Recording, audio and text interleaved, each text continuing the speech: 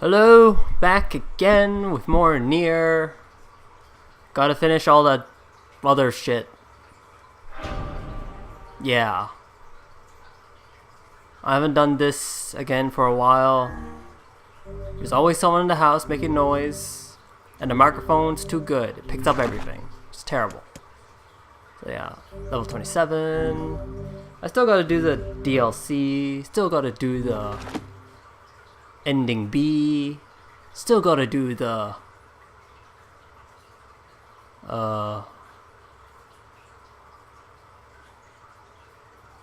what? I don't know. Oh my god. Whenever I interacted with Kaine, I was reminded about something from my past. So yeah. Maybe my mind. So yeah, it just starts you off with my sister right back to this part again. Here we go. Right after I beat Halua. Yeah.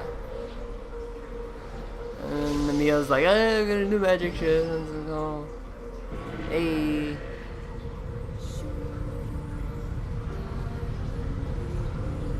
Hey. And it fades to black. Kanye's dreams. Discrimination. More attacks. The sound of rain filled the village. The steep cliffs that surrounded the area magnified sound, causing even the slightest drizzle to rattle like a thunderstorm. Thin wisps of smoke streamed from the huts as the villagers huddled in their homes and waited out the rain. A single child, however, had braved the downpour and was now wandering slowly towards the wooden, hawk-shaped weather vane? I don't know. Van? At the center of town. The wanderer reached the van. I'll say van. Yeah, I'll say van. Which had existed for as long as they could remember, and stared. The child's face was simultaneously delicate and fierce, like a teacup that had survived a shipwreck. Those traits combined with a pale white skin to give the face of an almost sexless quality. If the beak turns east, I go home. If it stays west, I... The child blinked. The rain stopped dripping down the young one's short hair and began its long descent to the ground. Come on. Come on! The child felt a slight breeze and watched as the van slowly creaked to life. Spinning this way and that for a moment, it finally settled with the beak pointing firmly towards the east. East? Really? Before the van could move again, a jagged rock came spinning and tumbling through the air, finally striking home against the child's head. The force of the blow dropped the child to the ground, as a hail of stones began to fall all around. Oh no, they found me. A heartbreaking smile crept across the child's face as the stones continued their assault. Through the rain, the sound of multiple footsteps grew louder before a voice rang out. Yo-ho, Kaine! Oh wow. The voice belonged to Demo, worst of all the bullies in the area. As Kanye struggled to stand, a final stone came skittering through the mud and bounced against her foot. Blood oozed from a cut above her eye and blurred her vision, but she could make out the shapes of Demo and his usual gang of idiots, who are now dead. Is this recording? Oh my god. Yeah, it's recording. Okay, I have the picture. Dead. The boy seemed taken aback for a moment by Kanye's seeming indifference to the blood dripping from her face, but quickly regained his bravado. Which doesn't matter anymore, because he's dead. What's up, freak? You like the rain? You like getting all wet? Or did you finally decide to run away from home? Says Demo. Though she knew it was futile, Kanye turned to leave. Before she could get more than a few steps, the other children scrambled to surround her, cruelty burning in their eyes. Kanye knew those were not the only eyes on her. The tormentor's parents watched from the safety of their homes. She was attuned to the sensation. It was one she had experienced many times before. While some villagers simply turned a blind eye to the actions of their children, many encouraged it openly. Another dead! In a society ruled by superstition and fear, Kanye was something to be hated, and if possible, destroyed. I didn't say you could leave, freak. Demo's words chewed at her like a worm through an apple.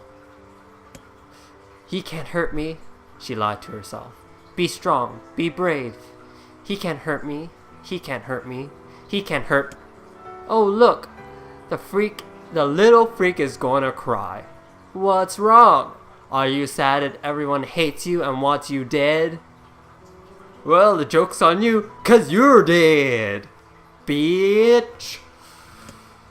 Kanye prayed for the rain to flood down and carry her away from the world that seemed to have no place for her. But if there were gods, they chose to ignore her. As Demo crept ever closer, the clouds began to thin and the rain slowed. Even the weather hates me.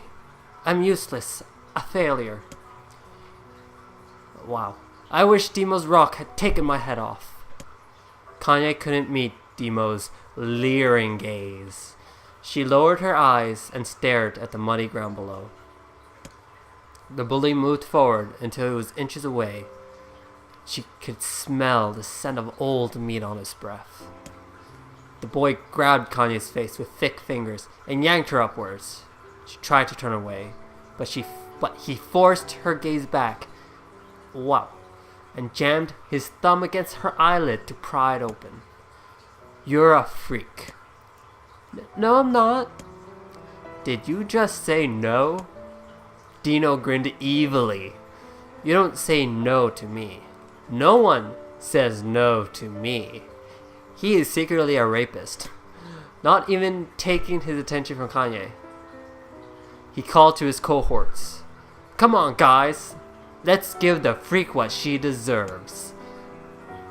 Oh, I don't like to read this. As soon as Dino finished, kicks and blows began to rain upon Kanye. Dino paused, still grinning, as Kanye curled into a ball and tried to make the pain stop. I don't get you, freak. What you acting like a girl for, huh?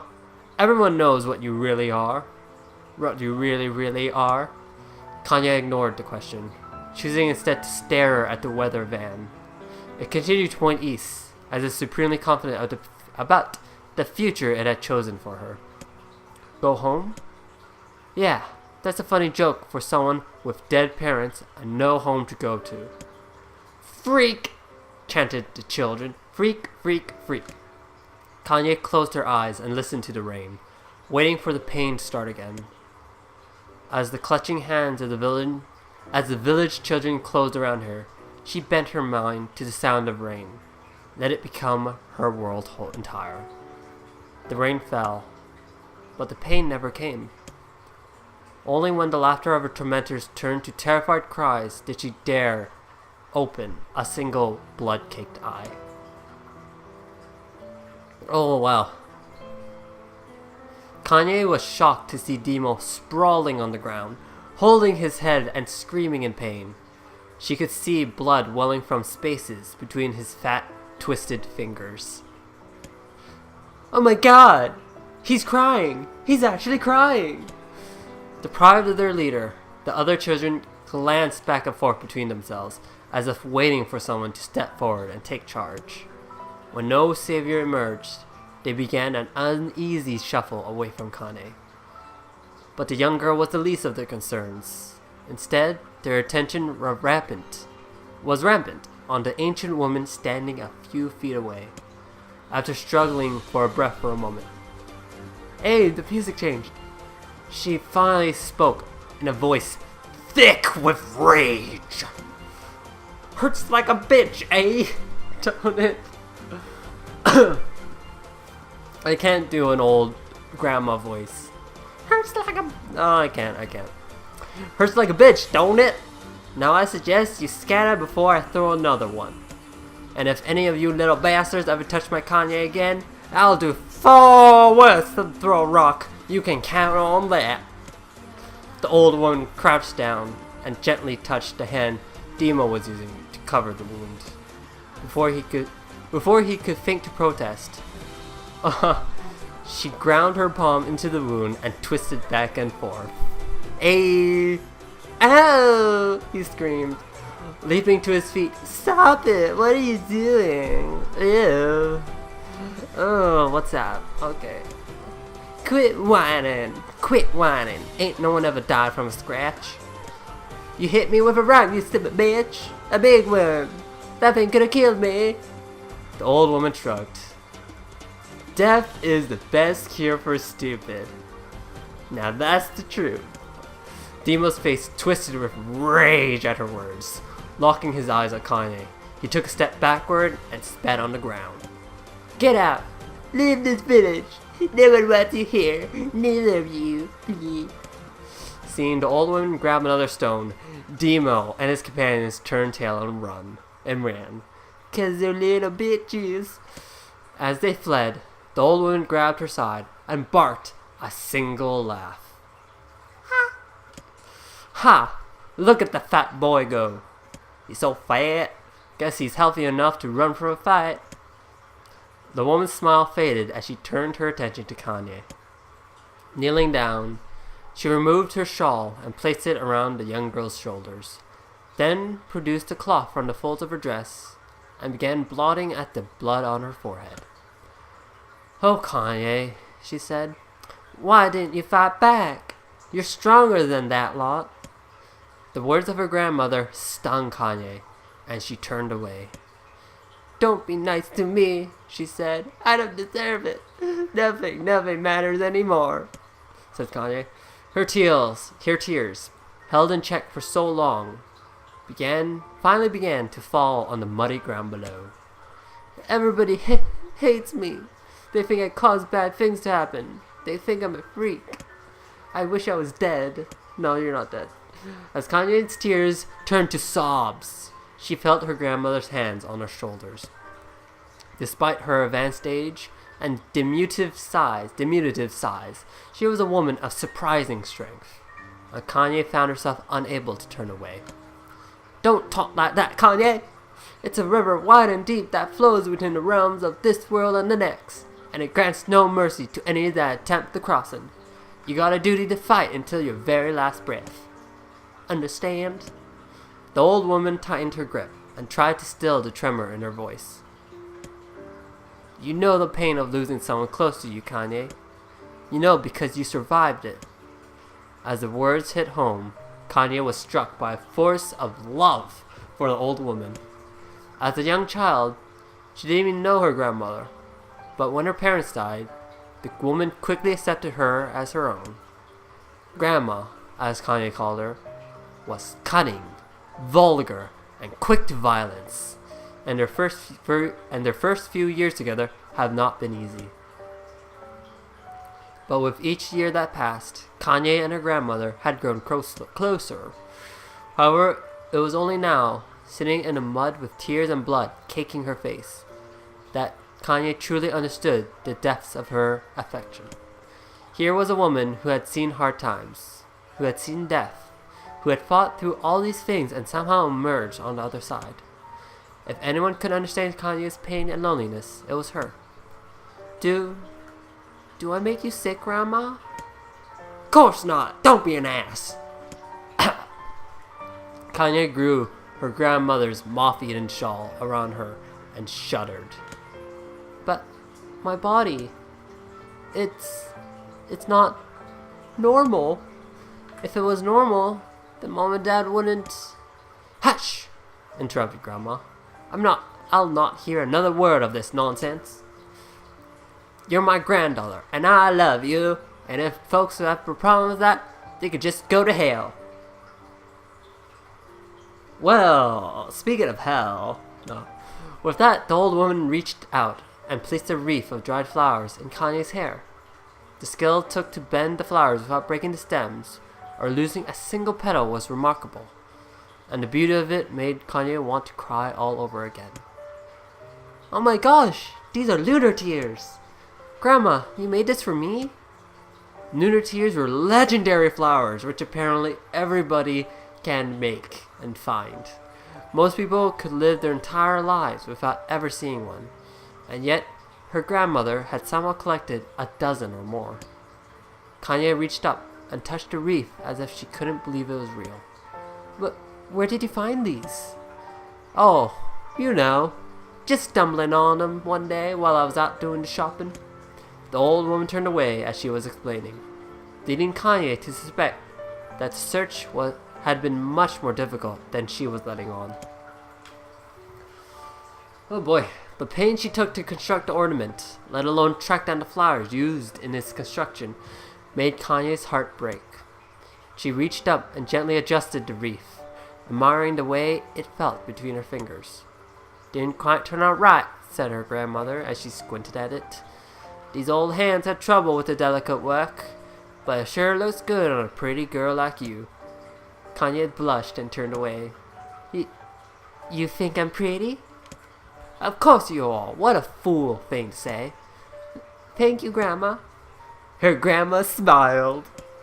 You're gonna be fine, you and me, she said. As long as we got each other, we'll be just fine. Kanye took her grandmother's hand in hers, and the two of them struggled to their feet. As they began their long walk home, Kanye gripped the hand with all her might, as if trying to stop smoke from drifting away on the wind. The rain had stopped.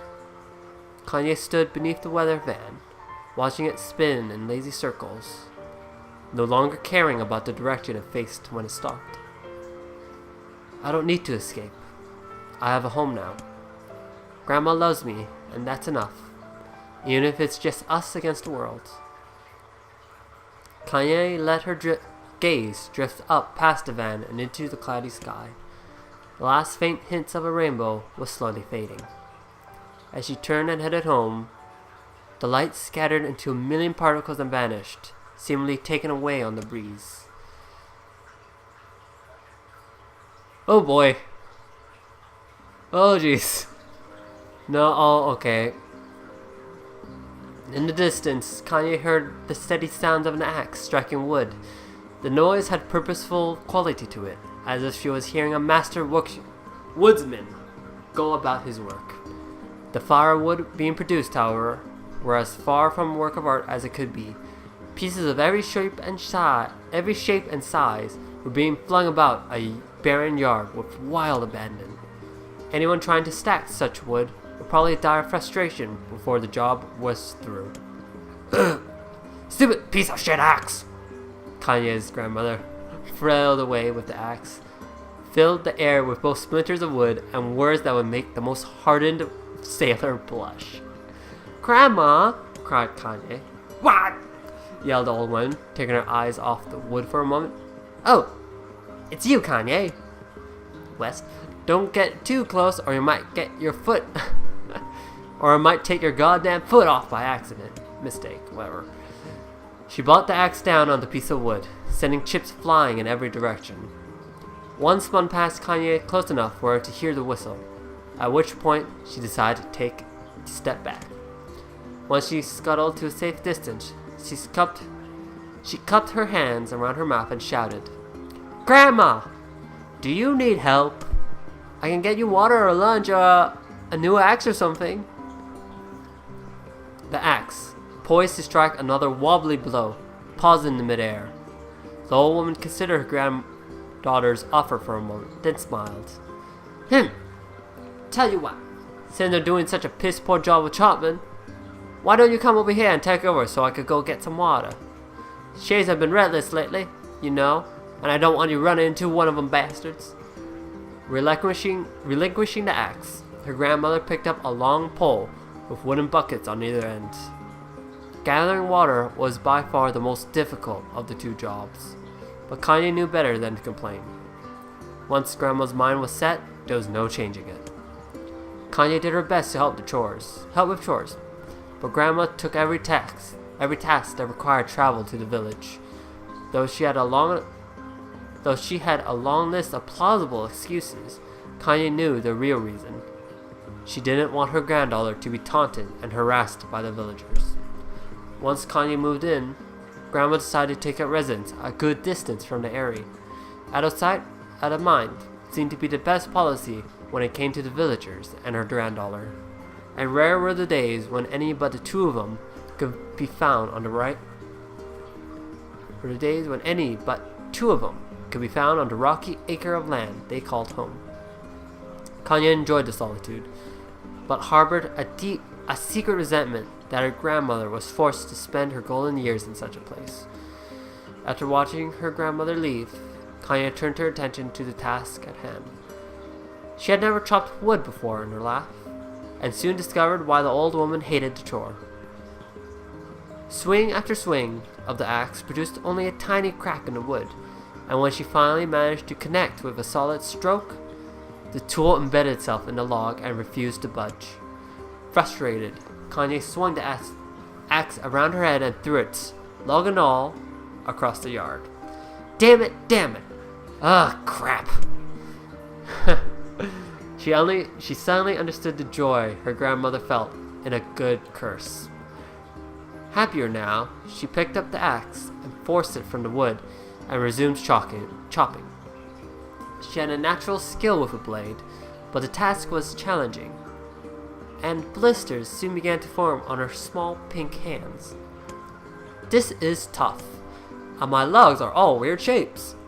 Spitting on her palms and ignoring the pain, Kanye redoubled her efforts. Just as she was developing a rhythm, Grandma returned from the village. Settling down her buckets with a small sigh, she took one look at the logs and coughed out a wheezy laugh. Clumsy girl, you better practice if you... Her grandmother suddenly collapsed to her knees, causing one of the buckets to wobble precariously. Her eyes wide, Kanye dropped the axe and ran to her grandmother's side. Grandma! The old woman shook her head and pointed a trembling finger at the bucket. Get the bucket. Can't let it spill. Kanye studied the bucket with a foot as she knelt by her grandmother. A small bit of water splooshed over the side and made a new home in the hanging of her dress, but Kanye didn't notice. Grandma, what happened? What happened? Crazed with panic, she grabbed her grandmother by the shoulders and shook. After a moment, the woman lifted her arms and batted Kanye away. Stop that! Just stop now, she cried, breathing heavily. It ain't like I'm dying. Just tired from the trip is all. Kanye desperately wanted to believe her, but one look at the old woman's shaking hands and worn face told her more words ever could. Oh. Her grandmother had lived a long, hard life, and it seemed the bill was coming due. That's a good line. The time when her grandmother watched over Kanye was ending. Sooner than either of them had feared, the positions would be reversed. The next morning, Kanye came to the side of her grandmother's bed and took her wrinkled hand. Grandma, you're sick and you need medicine. I'm going to the village. The old woman shook her head and tried to rise, but Kanye gently pushed her down. It's all right, she said. I'll be fine. Her grandmother fixed her with a gaze that could melt steel. After what seemed an eternity, she finally lowered her eyes and sighed. Well, I don't like it, god damn it. But I guess I should quit being so stubborn and let you grow up. The old woman watched as Kanye strapped on her boots and made her way down the road to the village. Hours?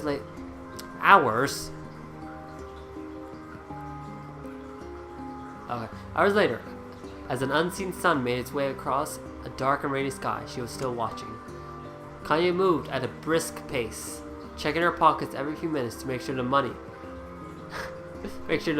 her grandmother gave her was still there. Every noise caused her to spin on her heels, making sure she wasn't stalked by Shade, or worse, Demo and his gang. But she encountered neither tormentors nor shades, and Kanye finally found herself at the entrance of the village. It doesn't take hours to walk there, it takes 5 fucking minutes. The few adults who could see glanced sideways at her, then muttered to each other behind raised hands before slinking away into shadows. Her heart raced. Kanye took a series of rapid, shallow breaths and tried to calm herself. I have to prove myself. I have to help Grandma. I have to be strong. She chanted those words to herself over and over as she slowly made her way. Finally, her eyes settled on a rotund older woman who was angrily waving her arms in air, telling anyone who would listen exactly what she thought of Kanye's presence. "Hey lady," said Kanye with a bravado she did not feel. "Where's the apocryphy?" The woman's flabby cheeks took in bewildered anger. "How dare this thing speak to me?" they seemed to say. But Kanye saw that her eyes held a different emotion. Fear. "Yeah, we're both scared, lady. Trust me on this one." "Which way?" Kanye repeated. The woman pointed at a small building to her right before hitching up her dress and stumbling off in the other direction. Kanye cringed, expecting a stone to come flying from the assembled crowd, but none came. Her mind was filled with a strange sense of pride as she made her way to the apocryphy, but the new emotion had little time to take root. For as soon as she opened the door, she noticed a familiar customer at the counter. It was Demo. He's clearly been sent here on some kind of family errand, because his gang of followers was nowhere to be found. "Oh my god," he sputtered. "I mean, what are you doing here? Freak. The insult was delivered without any force, and Kanye happily ignored it. Stretching on tiptoes to see over the counter, she asked the storekeeper for the medication.